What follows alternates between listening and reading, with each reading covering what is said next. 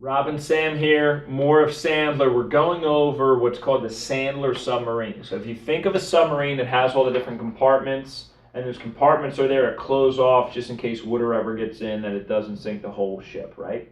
So the first is bonding and rapport. And bonding and rapport is just like it sounds. You do this at the start of every conversation, and it's critical in sales. People do business with people that they know, like, they trust. So bonding and rapport is a very simple one. You start it off. It could be a little longer if you never met the person.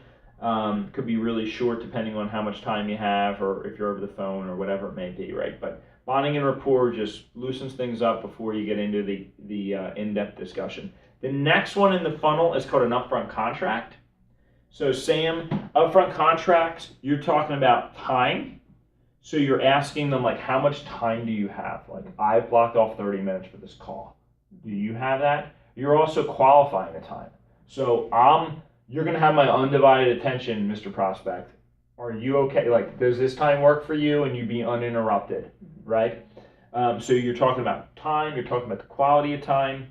And then you're also talking about what could happen later on. So I'm going to ask you some questions. I just need to understand more about your position. And then I know that you've been, you want to know what the pricing and how all that works. I'm happy to get to that towards the end of the conversation, but for right now, I need to understand more about your position.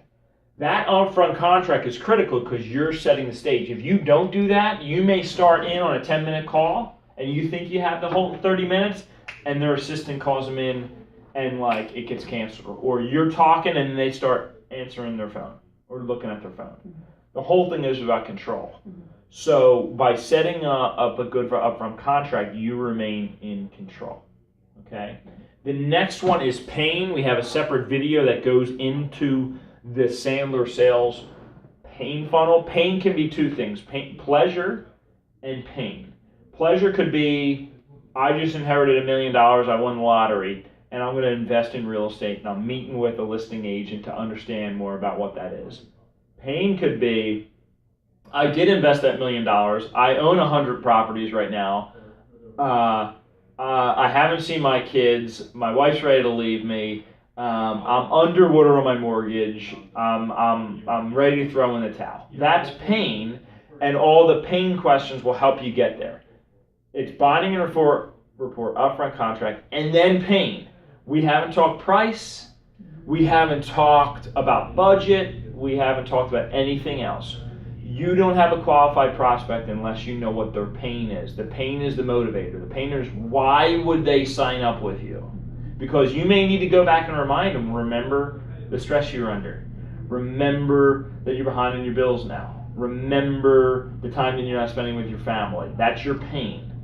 The next one from there comes down to budget. That's their budget. That's what have they set aside to have property management done. That's what are their reserves. That's learning more about their financial position.